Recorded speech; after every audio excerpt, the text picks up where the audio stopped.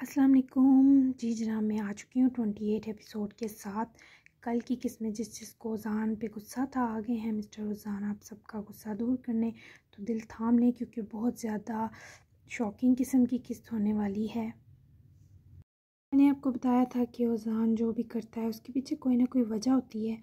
बेशक वो गलती पे है, उसका तरीका गलत था लेकिन नीयत बिल्कुल ठीक थी। तो अभी आप किस्त पढ़ेंगे तो आपको पता चलेगा। तो बिना टाइम ज़ाया किए, मुझे पता है आप बहुत बेचैनी से मुंतज़िर हैं, तो जल्दी से चलते हैं किस्त की तरफ। Let's start.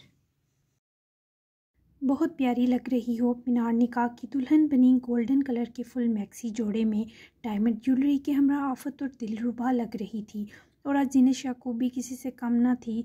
दिल भले इस बेहिस ने टुकड़े कर दिया हो, लेकिन उसके वक़ार में ओज़ान दाइब की संगदिली कमी ना ला सकी।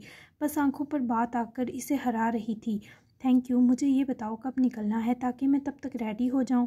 मीनार ने उसकी हथेली पकड़े चूमी, जिस पर जीनू ने बहुत मुश्किल से अपनी आंखों को भीगने से रोका। बस यहाँ से जाते ही मज़ीद रुकना नहीं चाहती। उन्होंने चाचू को भी कह दिया। वो समझ रहे हैं मैं लौट आऊँगी, लेकिन मैं नहीं आऊँगी पिनार, और प्लीज़ तुम इसके लिए मुझे मजबूर मत करना। जीनिश की आंख से टपकती नमी बेहिस बनते रगड़ी, जबकि पिनार उसकी दुख से भरी ज़ात पर अफसुर्दा थी, मगर इसे पता था वो शख्स इस पर पछताने वाला है। तुम्हें कोई मजबूर नहीं करेगा मेरे बीबे बच्चे। अच्छा अभी तो मुस्कुरा दो ना, पिनार भी रो देगी। तुम उदास हो तो मुझे भी अच्छा नहीं लग रहा। पिनार उठकर खड़ी हुई तो सज धज कर होश रुबाएं बनी भी बहुत बोझल थीं, जिस पर जीनू बस चुपचाप उसके गले लगी। नहीं, मैं बहुत खुश हूँ, तुम्हें तुम्हारी खुशी मिल रही है। मेरा तो यही अंजाम था। बस अफसोस सिर्फ इतना है पिनार कि इन पर अपनी रूह खोल दी, ये गलती कर दी। खैर ये सब छोड़ो, देखो मैं स्माइल कर रही हूँ। वो पिनार का दिल तड़पाकर जब मुस्कुराई तो पिनार से देखा ही ना गया, लेकिन इस वक्त वो जीनिश की तकलीफ़ चाह कर भी कम ना कर सकती थी, क्योंकि वो हर हद से तजावज़ कर चुकी थी। दियाना रेस की ज़िंदगी का ये ख़ास दिन उसके पेरेंट्स के बिना आया। इस पर वो भी बोझल था, लेकिन अभी उसे पिनार का नाम तो मिल रहा था। लेकिन शायद वो लड़की अभी मोहब्बत के बजाय दोस्त को दस्तयाब रहना चाहती थी, और दयान उसके इस फैसले का एहतराम करना चाहता था। निकाह की रस्म के लिए एज़ल, मरियम, तलाल, दयान और जीनू ही आए, जबकि कमल को भी शमशेर ने सिक्योरिटी कैमरा बनाकर बीच में घुसने के खसूसी आर्डर दिए, क्योंकि ख़ुद वो बस नताइज के ऐलान के लिए बहुत बेकरार थे। कुछ नाराज़ जबकि कुछ राज़ी अफराद हाना के संग आखिरकार दियाना रेस के निकाह में पिनार से आलाकर पिनार दियान बनने का रुतबा पा गई। ये निकाह एक तरह चैलेंज ही था, क्योंकि दुल्हा दुल्हन आज मगरूर अनाज़ाते दिखाई दिए, जैसे बज़ाहिर एक दूसरे से लेना देना ही ना हो। आयशा सियाल की बरहमी भी उनकी सर्द खामोशी से छलकती रही, जबकि दिन 3:30 बजे तक जीनिश और पिनार का तलाल अंसारी के संग कसूर जाने का वक्त मुकर्रर हुआ। एज़ल मरियम ने जब वापस अंसारी हवेली पहुँच कर ओज़ान के इस सख्त फैसले और जीनिश के जाने का सुना तो वो सीधा उसके कमरे में आई। जीनू, वो तुम्हें सिर्फ महके भेज रहा है, तुम उसके निकाह से नहीं निकलोगी। प्लीज़ रोना बंद करो मेरे बच्चे। तुम तलाल और पिनार के साथ 2-3 दिन बाद वापस आओगी, समझी। एज़ल मरीम की बात सुने वो जो अपना सूट केस पैक कर रही थी, दिल हराज सा हंसे पलटी। जी नहीं आई जान, उन्होंने कहा है मैं जब चाहूँ इस निकाह से आज़ाद हो सकती हूँ। यानी उनको मेरे साथ जुड़े इस रिश्ते के कायम रहने या टूटने की कोई परवाह नहीं। इस कदर बेवकूफ़ हूँ, फिर क्यों आऊँ वापस। नहीं, अब मैं वापस नहीं आऊँगी। वो भी कहें तब भी नहीं। जीनिश आज पहली बार उनको ज़िद में लगी, क्योंकि सह सह कर उसका जवाब दे चुका था। एज़ल मरियम ने उसको शानों से पकड़े झंझोर डाला। वो पागल है, तुम तो अकल से काम लो। वो डरता है मोहब्बतों से, आदतों से।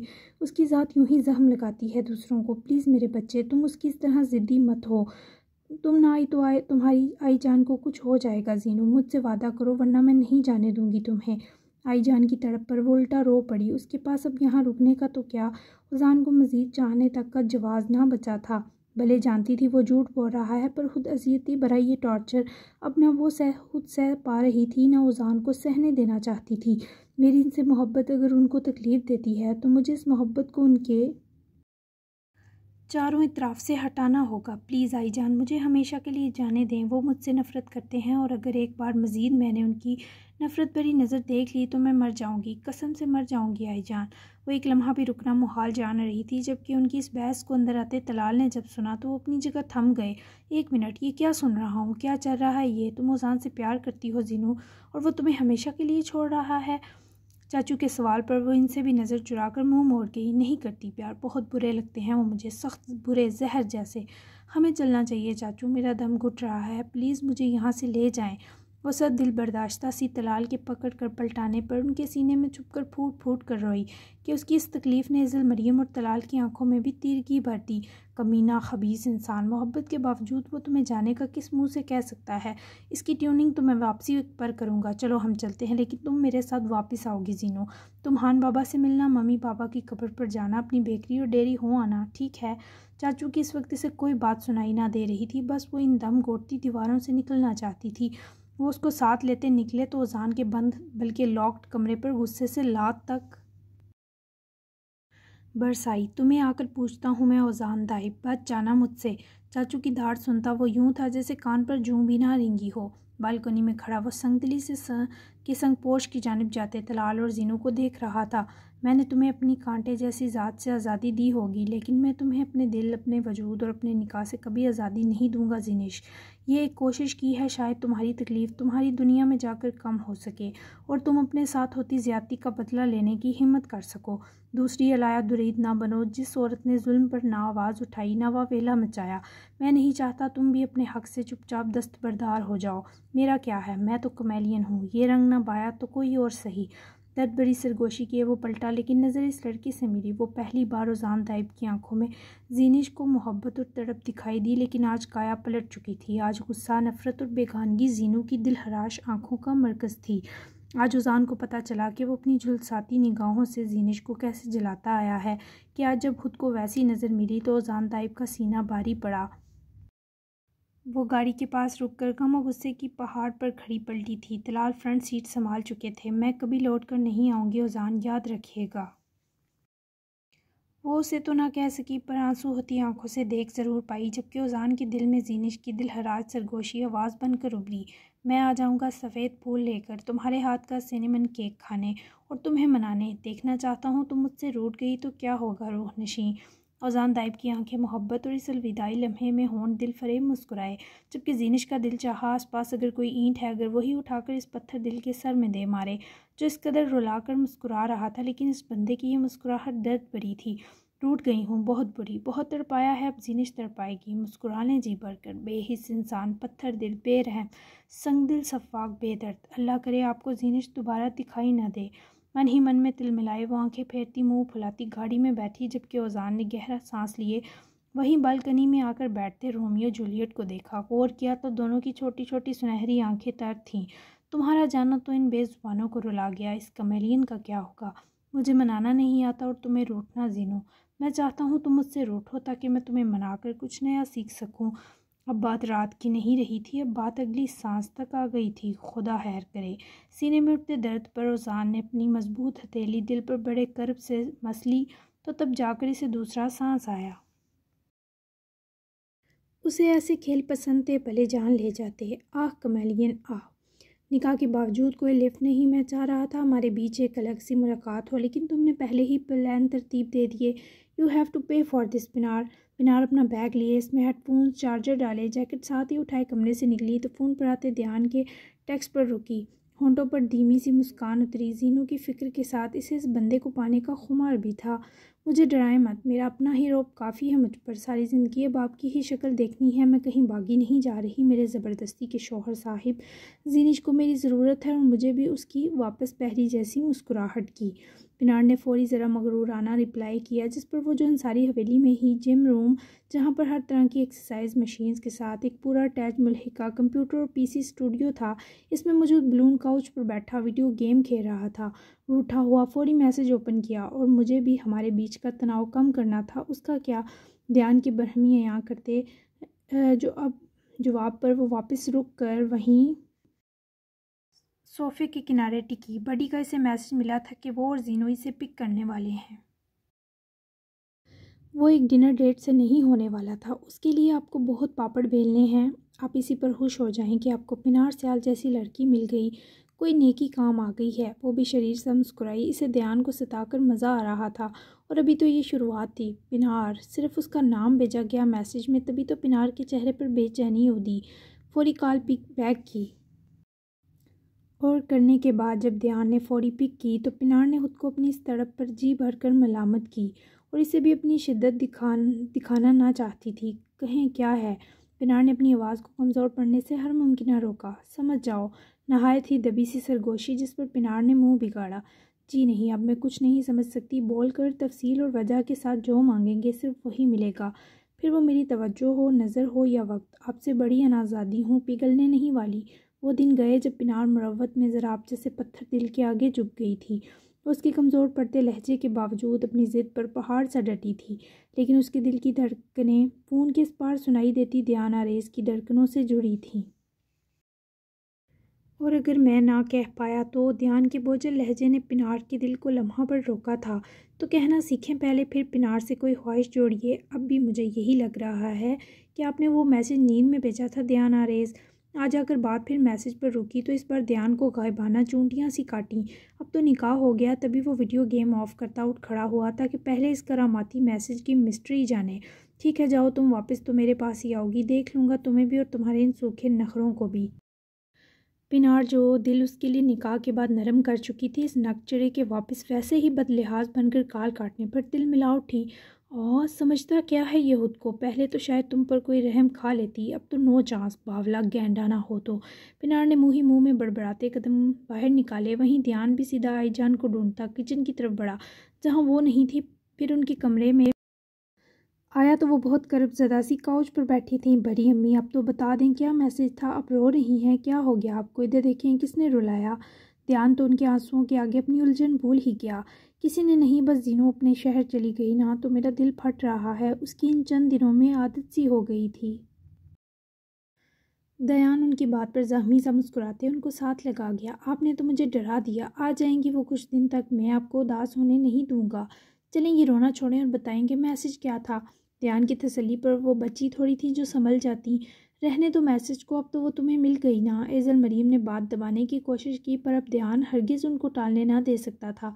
नहीं ना, प्लीज़ मुझे बता दें। कल से पता नहीं मैसेज के हवाले से कितनी बार तंज कर चुकी है। मुझे जानना है इस मैसेज में क्या था। ध्यान की बेकरारी पर एजल मरीम ने अपना फ़ोन उठाया, क्योंकि वो मैसेज कॉपी करके उन्होंने अपने नंबर पर भी सेंड किया था। उठाकर ध्यान को थमाया, जिसे देखने के बाद ध्यान के चेहरे पर सफ़ेदी छा गई। व्हाट? बड़ी अम्मी, आपने इस अथरी घोड़ी को ये क्या भेज दिया? ओ मेरे खुदा, तभी वो इतनी सर चढ़ रही है मेरे। उफ, ये आपने क्या कर दिया? ध्यान का तो सदमे से बुरा हाल था, पर वो ज़रूर इस कारनामे पर आते ध्यान के रिएक्शन पर मुस्कुरा दी। मोहब्बत करता हूँ मैं तुमसे पिनार सियाल, और जानता हूँ मेरे सिवा तुम भी किसी की नहीं। अब हिम्मत है तो पीछे हटकर दिखाओ मेरी मोहब्बत तुम्हें भी सर ता पैर जकड़े हुए है। याद रखना, मेरी नहीं होगी तो किसी की नहीं रह सकोगी। मैसेज को दोबारा पढ़ने के बाद वो फिर से सख्ते किसी कैफियत में बेयकीन नज़र एजल मरियम पर डाल चुका था, जिनकी तकलीफ़ ध्यान के क्यूट पोज के आगे दब गई। सारे रोब की बैंड बजा दिया आपने, कसम से मैंने इसे इजहार के लिए भी 2-3 साल तड़पाना था। तभी मुझे भरम दिखा रही थी, इसको राहत जो दे दी आपने इस इजहार से। ध्यान की कोफत पर वो दबा दबा मुस्कुराई, लेकिन निढाल सा दिल तो जीनों के आंसुओं और ओजान की बेहसी से जकड़ा हुआ था। तुम अनाज़ादे कब कहते हो सही है। बस मोहब्बत और जंग में सब जायज़ का फार्मूला इस्तेमाल किया मैंने भी। अब वो कहे कि मोहब्बत हूँ, कहो मेरे सामने तो कह देना बिना अकड़े। अब तो पूरा हक है तुम्हारे पास इस लड़की के दिल पर हुक्मरानी का, और ये मत भूलो कि इसी मैसेज के सबब वो मानी प्यार करती है। ख्याल रखना उसके दिल का। बड़ी अम्मी की इन ताकीदों पर वो कुछ ना बोला, बस इनसे लिपट सा गया। थैंक यू मुझे वो बहुत प्यारी लड़की सौंपने के लिए। खैर आएँ बाहर, कुछ देर तक इंतखाबात का रिजल्ट आने वाला है। टीवी पर देखते हैं इस बार कौन एमएनए बनेगा। Let's go. ध्यान उनको प्यार और फिर उजलत में अपने साथ ही लिए बाहर निकल गया, ताकि उनका डूबा दिल बेहतर कर सके। आप तलाल अंसारी को अपनी हवेली घुसने देंगे हान बाबा? मुंशी जलाल इस वक्त खान सावल सियाल के पास ही कुर्सी पर बैठा था। जब से पिनार ने उनको आने की इतला दी थी, हवेली में चहल पहल शुरू थी। जलाल के सवाल ने खान बाबा के दिल को तड़पा दिया। हाँ क्यों नहीं, वक्त आ गया है जलाल इस बदबख्त पर उसकी गुनाहों की गठरी खोलने का, इसे बताने का कि जीनिश याकूब की नहीं उसकी और अलाया की जायज़ बेटी है। खान सावल सियाल की आंखों में नमी और गुस्सा मुअज्जन था, क्योंकि बरसों का लावा फटने वाला था, और जलाल की अपनी आंखें इस कर्बनाक वक्त को याद किए थम कर रह गईं। वहीं 1.5 घंटे की ड्राइव के बाद लगभग 4:45 तक तलाल अंसारी की गाड़ी कसूर के शहर दाखिल होते ही इब्तदाई कब्रिस्तान से मुल्हिका सड़क पर रुकी। खान सावल सियाल तीनों की हवेली आमद पर मज़े मज़े के पकवान तैयार करवाने के साथ खुद भी बहुत खुश थे कि जीनो उनके पास आ रही है, जबकि उदास भी कि माजी फिर से खुलने वाला है। पिनार ने अपने साथ बैठी जीनू का मुलायम मगर गर्म हाथ पकड़े दबाया, क्योंकि वो पूरा रास्ता अनकहे दर्द में आंसू बहाती आई थी।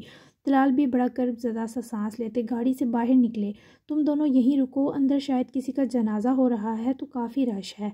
मैं पहले कब्र ढूंढूं, फिर तुम दोनों को लेकर जाता हूँ। तलाल अंसारी ने पीछे की सिमत आते जीनू और पिनार को नरमी से समझाते कहा, और दोनों के सर हिलाने पर वो हिम्मत करते अपने भारी कदम उठाते कब्रिस्तान में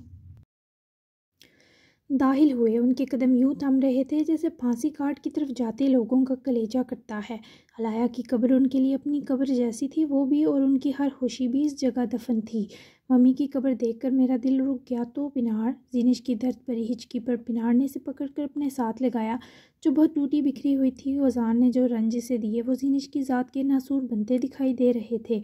ऐसे मत करो मेरे बीवी बच्चे, वो तुम में बसती हैं, तुम्हारे दिल में। मत रो मेरी जान, मम्मी से मिलकर सिर्फ अच्छी बातें करना। अगर तुम रोई तो दोबारा तुमको यहाँ आने की इजाज़त नहीं दूंगी, सुन लो। पिनार उसको संभालने के लिए मौजूद ना होती तो जीनी ज़रूर टूट जाती। उसके आंसू पूंजे भी और नरम सी सजनिश किए धमकी भी दे डाली। तुम अपने ध्यान को छोड़कर मेरे साथ आई, थैंक यू पिनार। पिनार उसके मशकूर होने पर दर्द भरा मुस्कुराई और थोड़ी से पकड़े उसका रंधा चेहरा ऊपर उठाया। हमेशा तुम मेरे लिए ध्यान आरेज से अव्वल रहोगी, मेरे लिए याद रखना जीनू। वो मोहब्बत, जुनून और दीवानगी है तो तुम मेरी राहत, मेरी हमराज, सहेली और बहन हो। जब भी पिनार की ज़रूरत हुई बस एक आवाज़ देना, सब छोड़कर मैं अपने बीवे बच्चे के पास आ जाऊंगी। पिनार का यूं लाड प्यार में इस वक्त जीनू को संभलने में मददगार ना हुआ तो वो बस उसके कंधे से लग गई। जबकि पिनार की तवज्जो कब्रिस्तान की जानिब मबजूल हुई, जबकि तलाल अंसारी हर कब्र पर निगाह दौड़ाते अलाया याकूब नामी कब्र तलाश कर रहे थे। करीब ही जनाजा गाह में जनाजे की अदायगी के बाद किसी की तदफीन जारी थी। कब्रों की तख्तियाँ जांचते वो काफ़ी आगे बढ़ चुके थे, क्योंकि 14 साल पहले की कब्र यकीनन बहुत पुरानी थी। अभी वो 2 मिनट ही पैदल चले कि उनकी आंखें किसी शनासा से नाम पर पथरा गईं। आगही के इस दिल दहलाते अजाब पर दिल लहू होता गया। यूं लगा तलाल अंसारी की आंखों में किसी ने रेत झोंकी थी। कई बेआवाज़ आंसू उनकी पहले से दर्द से अटी आंखों से बहकर स्याह सफ़ेद बेड में दफन हुए तो वो इस कब्र के सामने गिरने के अंदाज में बैठे जैसे कोई अपनी तमाम जमा पूंजी लुटा देता है। पहला दुख कि वो अलाया की कब्र थी, दूसरा कर्ब कि यहाँ 400 अलाया की खुशबू का बसेरा था, तीसरा कहर कि कब्र की तख्ती पर उनका अपना नाम था। वो सिर्फ इस कब्र में अलाया के साथ दफन ना थे, बल्कि साबित हुआ कि आज सच में इस शख्स की जान निकाल ली गई। अलाया दुरीद सोजा तलाल अंसारी, ये हवाला उनकी जान लेने को काफ़ी था। दिल फट कर रह गया। इस वक्त उनको कोई सिसकता हुआ देखता तो समझता कि रायगानी का दुख अगर जीती जागती सूरत में रूहे ज़मीन पर है तो वो मुजस्सम तलाल अंसारी है। ये इदराक कि वो कभी उनके निकाह से नहीं निकली इस शख्स की हस्ती दहला गया। अब तो शक ही कहाँ बाकी था कि ज़ीनिश उनकी बेटी नहीं। ये तुमने क्या कर दिया बदबख्त इंसान, काश तुम मर जाते तलाल। या अल्लाह, ये कैसी नाकहानी गड़ी है। ऐसा लग रहा है इस कब्र में वो मासूम नहीं मैं गड़ा हूँ। ओह अलाया, ये तुमने मुझे कैसी अबरतनाक सज़ा दी, अपनी मौत की सज़ा। वो बेख्तियार रोए, चीखना चाहते थे पर दिल था कि कर्ब उगलते निढाल था। वो अपनी बेमुराद हथेली इस कब्र की मिट्टी और उस पर फैले खुशबूदार फूलों पर सहलाते रोते रहे, जाने कितनी देर, तब तक जब तक उनके सारे आंसू इस कब्र नशीं तक ना पहुंच गए। जबकि उनके वापस ना पलटने पर पिनार को परेशानी हुई, क्योंकि वो सब जानती थी। तुम रुको यहीं, मैं देखती हूँ बड़ी कहाँ रह गए। पिनार जानती थी कि इस शख्स पर आज सब खुलने वाला है। तभी निढाल सी जीनू को कहते वो गाड़ी से निकली और दुपट्टे को सर पर लेती कब्रिस्तान की हदूद में दाखिल हुई। मगर पिनार का दिल तड़पा। अलाया अनी की कब्र के पास बैठकर रोते तलाल अंसारी को देखकर वो दौड़कर उनके पास आई और करीब ही आंसू संभाले बैठी। वो इस दर्जा उजड़े हुए उसका दिल दुखा गए। ये क्या हो गया पिनार, ये सब क्या हो गया पिनार। वो किसी बच्चे की तरह सिसके कि पिनार की अपनी आंखें धुंधला गईं। इसी वजह से आज तक जीनू को उसकी मम्मी की कब्र नहीं दिखाई गई। अलाया आनी की ख्वाहिश थी कि उनके मरने के बाद उनके शोहर का नाम ही उनकी कब्र पर हो। जब वो अंसारी हवेली से निकाली गई तब वो उम्मीद से थीं, आपके बच्चे की माँ बनने वाली थीं। सो तलाक आप देते भी तो ना होती। ना अलाया आनी ने कभी किसी किस्म के तलाक के कागजात देखे या साइन किए, लेकिन वो आपके जुल्म से अंदर से मर गई। अगर उनकी कोख में जीनू ना होती तो वो आते ही मर जाती जिस जुल्म का शिकार हुई थी, खुदकुशी कर लेती, क्योंकि आपका और उनका दवाजी ताल्लुक़ जो बना उसके या आप गवाह थे या वो, और जिस बहतान के साथ वो वहाँ से निकली उनके बच्चे पर भी वो कीचड़ उछलता। सो सिर्फ इस मासूम जान के लिए वो जीने पर आमादा हुई। इस बच्ची के लिए उनको जीना पड़ा और कुछ इज्जत उनकी याकूब चाचू ने रखी। बज़ाहिर कोर्ट के सामने इन दो की नकली शादी की गई, लेकिन याकूब हैदर सिर्फ मुहाफिज बने इन दो का, क्योंकि उनको लगता था अलाया का दिल और ज़िंदगी जो उजड़ी इसका सबब वो हैं। सो वो अलाया आनी का साहिबान बन गए। लेकिन ज़ीनिश की पैदाइश के बाद ही वो बहुत बीमार रहने लगी। जो 10 साल जिया बहुत कठिन इलाज चलता रहा। ज़ीनिश बहुत मासूम और कमज़ोर दिल की मालिक थी, छोटी छोटी बात पर रो पड़ती। तभी हम सब ने कभी इससे ये सच्चाइयाँ डिस्कस नहीं की। मुझे हैरत है उज़ान को ये क्यों इल्म ना हुआ, क्योंकि निकाह के वक्त जब इससे रजामंदी पूछी गई थी तो ज़ीनिश का नाम ज़ीनिश तलाल अंसारी ही वहाँ दर्ज था। ज़ीनिश आपकी बेटी है, ये सच्चाई कोर्ट के इन चंद मुअज़्ज़िज़ीन को पता है जो इस रोज़ निकाह में शामिल थे, क्योंकि उन्होंने ही मिलकर 25 साल पहले अलाया दुरीद के लिए ये फ़ैसला लिया था कि इस बच्ची की इज़्ज़त और नामूस और वक़ार कायम रखते हुए इसे एक बावक़ार ज़िंदगी दिला सकें। पिनार का एक एक लफ्ज़ तलाल को बड़ा गहरा ज़ख्म लगाता गया और इस वक्त वो तलाल अंसारी के दुख में कमी भी ना कर सकी। तलाल आज मर जाना चाहते थे, पर अभी तो उनकी सज़ा शुरू हुई थी। आखिरी बात पर तलाल के इस मुर्दा वजूद में जुम्बिश हुई। काश मैं सब सुनने से पहले मर जाता, काश इतना बड़ा जुल्म, ओ मेरे अल्लाह। अभी अगर जीनू को ये सच पता चला तो वो मज़ीद बिखर जाएगी। पनार पहले ही सुजान के दुख से निढाल है। तुम इसके पास जाओ और इसे बताओ कब्रों की तामीर चल रही है, हम वापसी पर फिर आएंगे। इन 2 दिनों में मैं खुद इसे सब बताना चाहता हूँ। पिनार ने इस वक्त उनकी बात सुनी और अफसुर्दगी से सर हिलाती उठी, जबकि उसके जाते ही तलाल ने भी हकारत सी आंखों में लिए उठकर अपना जैकेट से फ़ोन निकाला और इस तरारी निगाह जान से प्यारी अलाया की कब्र पर डाली। उज़ान दाइब निखरा जाजिब बना। खुद भी दादा के ऑफिस जाने वाला था ताकि दादा साईं को दिल दहलाता झटका लगते खुद भी देखे, मगर चाचू की कॉल पर उसके कमरे से निकलते कदम रुके। फरमाइए। नहायत कोफत से जवाब आया। मेरा दिल चाह रहा है मैं तुम्हारी जान ले लूँ उज़ान।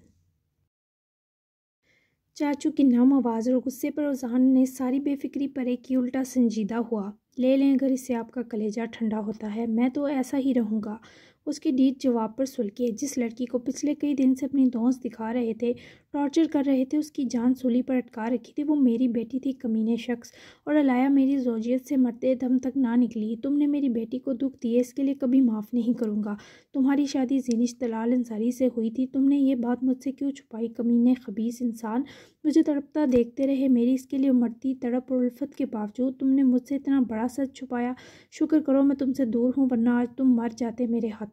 चाचू के इन कसीले सफाक जुमलों पर उज़ान ने फौरी त्योरी चढ़ाए फ़ोन काटा, क्योंकि अभी तलाल अंसारी उसके किसी जवाब के मुस्तहिक ना थे। तुम्हें वापस भेजने का मकसद पूरा हो गया ज़ीनिश। गुनाहगार भले मेरे बाबा हों, चाचू हों या दादा साईं, सबको उनके किए की सज़ा उज़ान से वैसी ही मिलेगी जिसके वो लायक हैं।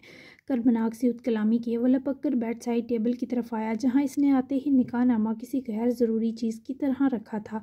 इस सच को कुछ दिन जुटलाया जो उसके लिए बहुत अजीज़ था। उज़ान के हाथ एक लम्हा तो कब कपाए, और जब वहाँ ज़ीनिश का नाम लिखा देखा तो इस कमेलियन के पैरों तले से वैसी ही ज़मीन सिरकी जो निकाह वाले दिन। शऊर में निकाह का दिन याद आया, जब वो गरूर, नफ़रत और हकारत में मुबतला खुद को फ़िरौन ज़ाहिर किए इन सब में बैठा था। आपका निकाह ज़ीनिश तलाल मध्यम आवाज़ में पुकारा गया। उससे सिक्का राजुल वक्त हक महर 5 लाख की अवज़ किया जा रहा है। क्या आपको कबूल है? दिमाग में इस दिन की दबी दबी आवाज़ फिर गूंजी, जिस पर वो लड़खड़ा कर वहीं मैट्रेस पर बैठा।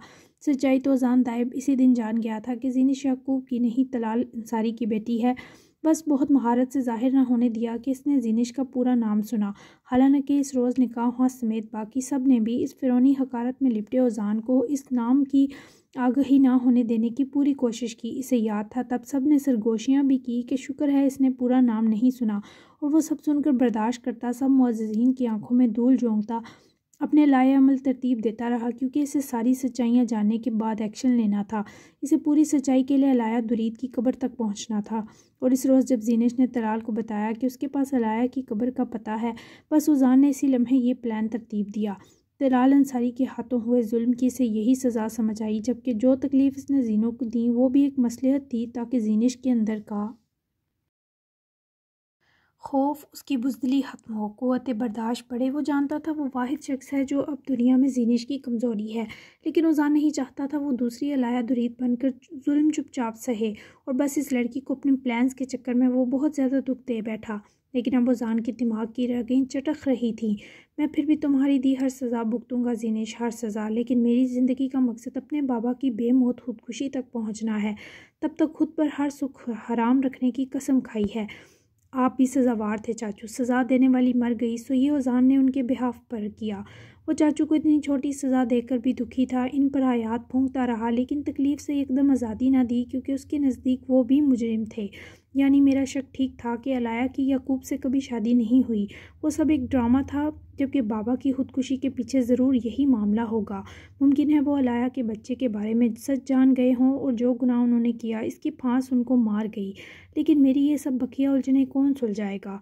दादा साईं, वक्त आ गया है आपसे सुध बुध सल्ब करके ये सच्चाइयाँ उगलवाने का। फ़िलहाल वो ज़ीनिश के मामले को सोचना भी ना चाहता था, वरना किसी और मामले के काबिल ना रहता। मुझे समझ नहीं आ रही ज़ीनिश ये सब सच्चाई कैसे बर्दाश्त करेगी, जिससे मेरी सख्त नज़र तक सहनी मुहाल है। वो ये सब सह ले तभी तो इसे दूर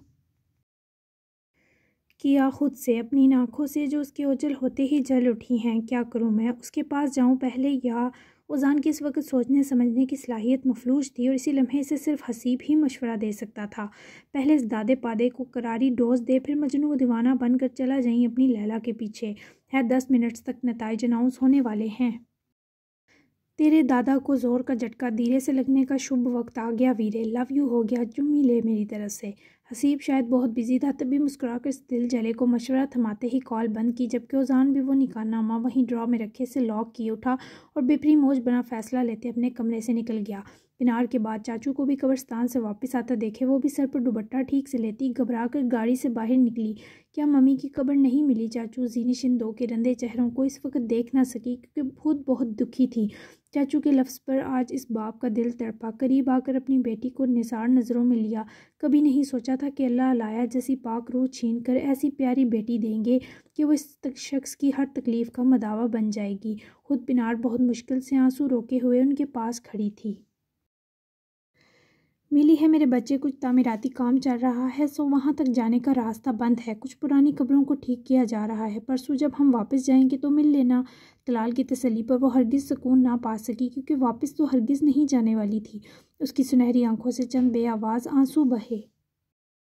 लेकिन ज़ीनिश तो अब वापस नहीं जाएगी। मम्मी शायद मुझसे मिलना ही नहीं चाहती, क्योंकि उनकी मुश्किल के हल की दुआ की थी और वो मर गईं। वो नाराज़ है मुझसे। वो जिस तरह हसरत से कहकर यकदम रोई। तलाल को अपनी आंखें जब्त से लाल हुईं। पकड़कर इसे अपने सीने लगाया, जबकि पिनार के आंसू भी बेकाबू हुए। ऐसा नहीं कहते बच्चे, खबरदार, अगर तुम रोई कभी रोने नहीं दूंगा। और बिल्कुल तुम वापस तब तक मत जाना जब तक वो मगरूर खुद अपने रवैये की तड़प तड़प कर माफ़ी मांग कर तुम्हें वापस ना लेने आए, वो भी बीवी की हैसियत से। इस फैसले में चाचू तुम्हारे साथ हैं। तब तक मैं और पिनार तुम्हारे साथ कोर्ट रहेंगे, और मुझे यकीन है वो 24 घंटों से पहले सर के बल तुम्हें लेने आएगा। ज़ीनिश को समझ ना आई वो क्या कह रहे हैं। ऐसा तो उसके जीते जी मुमकिन ना था। तभी तो वो तलाल अंसारी की आंखों में रकम यकीन पर खौफज़दा हुई। तलाल अंसारी ने इस पर गुस्सा तो कर दिया, पर उनका दिल भी हरगिज़ इस पर राज़ी ना हुआ कि कमेलियन का कोई अमल बिना मसलहत के हो। वो कैसे लेने आ सकते हैं भला? खुद भेजा मुझे। नफ़रत करते हैं तो कैसी बीवी? चाचू प्लीज़ ये झूठी उम्मीद मत दिलाएं। मैंने बहुत मुश्किल से उसको उनसे दूर किया है। प्लीज़ मुझे वो ख्वाब ना दिखाएं जो टूट कर मेरी आंखों से रही सही बिनाई भी छीन ले। वो उनके इस दर्जा खोखले दिलासे पर उनका हिसार झटक कर जैसे बिगड़ी। उसके गुस्से की इतनी सी झलक ने इस शख्स को दहला दिया। भले वो गुस्सा नहीं करती थी, लेकिन असूलों की सख्ती इसके खून में शामिल थी, अलाया दुरीद की तरह। जीनू, मुझे भी यकीन है वो 24 घंटों का भी इंतज़ार नहीं करेंगे। तुम जैसी प्यारी रूह को कौन समझदार गंवाएगा? इन जैसा सरफिरा तो हरगिज़ नहीं, जिसने नफ़ा और नुकसान की कभी परवाह ना की हो। मेरे बीबे बच्चे, अभी भूल जाओ सब। बस ये याद रखो कि कोर्ट की मखनी अपने घर जा रही है। दादा साईं राहों में आंखें बिछाए अपनी सोहनी के मुंतज़िर हैं। बस हमें भी रुला रही हो। पिनार भी अपनी आवाज़ को हर मुमकिन कपाने से रोके इसे गले लगा गई, तो नज़र बड़ी से मिली जो आज आखिर दर्दनाक लगे। लेकिन ज़ीनिश को वो दौर उनकी बातें सिर्फ बहलावे लग रहे थे, और अब वो किसी किस्म की खुद को खुश फहमी नहीं दिलाना चाहती थी। अब दोनों बड़ी लाडली का दिमाग हिल गया। मुझे नहीं करनी बात किसी से, मैं बस खान बाबा से सबकी शिकायत करूँगी। तुम्हारी भी, सबकी, इनकी भी। सब तकलीफ़ देते हो जीनू को। वो इस वक्त बहुत निडाल थी, तभी उसके मासूमाना शिकवों और जाकर गाड़ी में मुंह फुलाकर बैठने पर वो दो भी जिगर पाश सा मुस्कुराए। और पिनार ने बहुत प्यार और लाड से तलाल अंकल की आंख से टपकता ज़रा खुशी का आंसू पूंजा। मत रोएं बड़ी, अब कुछ बुरा ना हो इसके लिए दुआ गो हो। पिनार का हौसला उनको पहाड़ कर गया। तभी तो शफकत से उसकी गाल भी सहला गए। थैंक यू लाडली, तुम साथ आ गई, वरना न जाने क्या होता। खुश रहो, चलते हैं। अपने गुनाह का इतराफ़ चाहता हूँ, हान बाबा के पैर पड़ जाऊँगा, लेकिन अब इस घुटन से मुकम्मल आज़ादी चाहता हूँ। वो मध्यम सी सरगोशी में बोले ताकि ज़ीनिश उनकी बात ना सुने, जबकि वो इस दुख तकलीफ़ और अजियत में इस कदर गहरी उतरी थी कि ऊंची आवाज़ें तक आना बंद थीं। फिर वो इन जान निकालती सरगोशियों पर कैसे ध्यान दे पाती। वो लोग कोर्ट की जानिब रवाना हो गए। शायद ये सफ़र बहुत सों की ज़िंदगी बदलने वाला था। उज़ान दाइब अंसारी की गाड़ी फ़िरोज़ शमशेर अंसारी के फैक्ट्री ऑफिस के पोर्च में रुकी तो वो मगरूर से अंदाज में स्याह ब्लेज़र के बटन बंद करता पुरएतमाद अंदाज में बावकार शख्सियत भरे रोब के संग ऑफिस के अंदरूनी जानिब बढ़ा। दाखिली दरवाजे पर ही खड़े सिक्योरिटी मैन ने मुस्कुराकर उज़ान को खुशामदीद कहा, जबकि उज़ान वहाँ मौजूद केबन्स और फैक्ट्री स्टाफ को पुरजोश देखे दिल ही दिल में शर्मंगेज़ होकर इन सब की कुछ देर तक तबाह होती एक्साइटमेंट को कबल इस वक्त सोचता हुआ अपने कदम दादा साईं के कमरे की तरफ बढ़ा गया। मगर ऑफिस में दादा साईं के हमरा तनवीर पाशा को देखकर वो हफीफ सी नागवारी भी दबाता नजर आया। खुद तनवीर के चेहरे पर उज़ान दाइब को देखकर खौफजदा से रंग उतरे, क्योंकि वो इन दो की हर नीच हरकत से वाकिफ़ जो था। हाँ, दोनों दोस्त साथ मिलकर नताइज के मुंतज़िर हैं। गुड, कैसे हैं आप तनवीर साहब? आपको देखकर ज़रा अच्छा नहीं लगा। हाँ, my handsome grandfather looking cool and relax. उज़ान का मस्त सा अंदाज देखकर फ़िरोज़ शमशेर भी कहकहा लगाए उठे, जबकि उज़ान के लिए फ़ौरी दादा ने अपनी जुलाती कुर्सी रोक कर हाली छोड़ी और इस तरह तनवीर के साथ वाली कुर्सी आकर संभाली। उज़ान को रोलिंग चेयर पर बैठे खासा मज़ा आया, जैसे यहाँ का बादशाह वो हो, जबकि तनवीर ज़रूर उसके सुलगाने पर सुलग गया, पर कुछ बोल ना सका, क्योंकि उसकी भी उज़ान दाइब के रोब के आगे पैंट गीली होने का खदशा था। बस अपनी जीत अपने बेहतरीन यार और माहिर पोते के सामने देखकर मज़ा दुबाला हो जाएगा। हा, एक तो ये लोग इंतज़ार बहुत करवा रहे हैं, सुबह के बजाय शाम कर दी। वैसे लाडले, तुम्हें तो पता होगा नताइज का, ज़रा बताओ ये तीसरा बंदा कौन है? मुझे थोड़ा डर लग रहा था, लेकिन फिर इतने वोट खरीदे हैं कि मुतमईन हो गया कि मैं ही जीतूंगा। दादा के तजस्सुस पर वो गुन्ना मीसना दबा दबा मुस्कुराई। ये झटका इसे प्यारे दादा को खुद ही लगता तब ही बेहतरीन था। वो देखे सामने आपकी जीत का ऐलान हो गया दादा साईं। उज़ान ने उनको जवाब देने के बजाय सामने न्यूज़ चैनल पर चलती सुर्खी में लिखी जाती ब्रेकिंग न्यूज़ पर ध्यान करवाते वहीं मेज़ की सतह पर रखा रिमोट उठाकर वॉल्यूम बढ़ाया। आप सबको ब्रेकिंग न्यूज़ देते चलें कि इस बार मेंबर ऑफ नेशनल असम्बली का इलेक्शन ना तो जवाद सियाल ना ही फ़िरोज़ शमशेर जीत सके, बल्कि इस बार बाजी एक नए उभरते यंग पॉलिटिशियन ने जीत ली। जी जनाब, आज से नए MNA नताइज की बुनियाद पर उज़ान दाइब अंसारी होंगे। जी नाजरीन, यंग पॉलिटिशियन मैदान में आ चुके हैं। हम साबका रह चुके MNA फ़िरोज़ शमशेर अंसारी को उनके पोते के MNA बनने पर मुबारकबाद देते हैं। ये खबर तनवीर और फ़िरोज़ दोनों पर बम बनकर गिरी, तभी तो वो अपनी अपनी जगहों से इस दचके पर उठ खड़े हुए। उज़ान ने भी फौरी शर्मंगेज़ सी मुस्कुराहट के संग वॉल्यूम म्यूट किया और बड़े मज़े से रोलिंग चेयर झूलता इन दो तबाह हस्तियों को देखने लगा। मेरी पीठ पीछे वार किया तूने फिर से, हरामजादे। फ़िरोज़ शमशेर किसी वहशी भेड़िए की तरह उज़ान की तरफ उसकी जान लेने को लपके, पर उज़ान ने उनको अपनी गर्दन थोड़ी देर दबाने दी, जबकि तनवीर खुद खौफ के मारे डर कर भागा, कहीं उसको भी दबोच ना लिया जाए। अरे उज़ान ने यूं ही मसनूई सांस घुटने की अदाकारी की जो उसकी जान लेने के दर पर थे। ज़रा गिरफ्त कमज़ोर कर गए और इसी का फ़ायदा उठाते उज़ान ने उनके हाथों से अपनी दबी गर्दन बड़ी मुश्किल से आज़ाद की और खांसता हुआ उठ खड़ा हुआ। यकीन नहीं आ रहा आप मुझे मारने वाले थे यार, सुन तो लें मेरी बात। आपकी उम्र नहीं रही दादा साईं के सियासी जमेले और दुश्मनी मजीद सहें। MNA की सीट हथियानी मकसद था स्यालों से, हमारा वो आ गई इंसारी ख़ानदान के पास। सो गुस्सा क्यों हो रहे हैं? आपके कुछ काले धंधे हुकूमती एहलकारों के हत्थे लगे, बस समझें आपकी इज्जत बचाने को मैं इस गंदगी में कूद पड़ा। सोचें अगर आपकी धांधली और करप्शन खुल जाती तो आप मज़ीद जितनी ज़िंदगी बची उसके लिए किसी किस्म के सियासी ओहदे के लिए ताहयात नाअहल हो जाते। बहुत अफसोस है कि आप इस गुस्से के तहत अपने इस प्यारे पोते को भी मार डालते। उज़ान का एक एक जुमला इस शख्स का अफशार होता खून वापस नॉर्मल करता गया, मगर अब वो इस शातिर पोते से सच में डरे थे जिसने इस महारत से दबोचा कि वो फड़फड़ा भी ना सके। खबीस, तू एक बार बता दे उज़ान, तू चाहता क्या है? ये बार बार दचके क्यों दे रहा है? मुझे तुझसे सच में खौफ आ रहा है। दादा के चेहरे पर अब भी जर्दी खंडी थी, जबकि उज़ान ने मस्त सा कहका लगाए उनके नफीस सूट पर पड़ी सिलवटें बड़े प्यार से बिठाईं। आपको खौफ आना भी चाहिए दादा साईं, इस वक्त तो उज़ान दाइब थोड़ा बेबस है। मुझे खबर मिली है किसी ने मेरे बाबा को खुदकुशी पर उकसाया था। नाम नहीं पता इस आदमी का, और ये मेरे लहजे का गमो गुस्सा इसी बेबसी का रिएक्शन है। और ना आप तो मेरे उस्ताद हैं, सच में मैं आपको दचका क्यों दूंगा? मेरी तौबा। बड़े हैं आप मेरे, क्या हो गया है, आप मुझ पर क्यों बेएतबार हो रहे हैं। वो जिस तरह ड्रामाई तर्ज का तड़प कर बोला, उसकी जहरीली जिगर पाश मुस्कुराहट और नरमी ने भी शमशेर की टांगें लरजा दी। वो यूं थे जैसे वो पोता नहीं मौत का फरिश्ता हो। तू दाइब जैसा बिल्कुल नहीं निकला ओजान। वो इसे परे धकेलते अपना फूलता सांस इस्तवार किए ज़रा ज़रा कांपते कुर्सी पर बमुश्किल लड़क सके, जबकि ओजान ने मुस्कुराकर ज़रा उनकी तरफ झुकते दादा की आंखों में आंखें जमाई जिनमें नादीदा आग के शोले लपक रहे थे। जी तो जारी है, कैसी लगी, थोड़ा हौसला मिला आप लोगों को।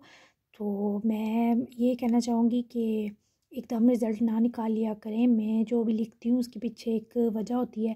तो जिन्होंने आज गुस्सा दिखाया और अजीब सी बातें की, तो उनको यकीनन जवाब मिल चुका होगा। मैं ये नहीं कह रही कि उजान बिल्कुल बेकसूर है, ना ही मैंने ऐसा इंट्रो में भी बताया था कि वो बहुत अच्छा नहीं है। वो भी गलतियाँ करता है, इंसान है। क्योंकि इस दुनिया में कोई इंसान परफेक्ट नहीं होता, तो वो भी नहीं है। लेकिन उसने अपनी तरफ से मामलात जो थे, उसने अपनी तरफ से एक ट्रैक पे लाने की कोशिश की है, क्योंकि वो सारी सच्चाइयाँ नहीं जानता था। उसकी तिब्रानी से मुलाकात भी बाद में हुई, और वो सारी फिर जब उसने देखी तो फिर जाके उसे पता चला कि ये मामलात हैं। तो यकीनन आपकी तमाम जो थी वो गमो गुस्सा वो कम हो गया होगा। तो अगली किसी से भी ज़्यादा मज़ेदार है, तो अब उसका इंतज़ार करें। हाँ, तब तक मिलते हैं कल 29 एपिसोड में। तब तक के लिए अल्लाह हाफिज़।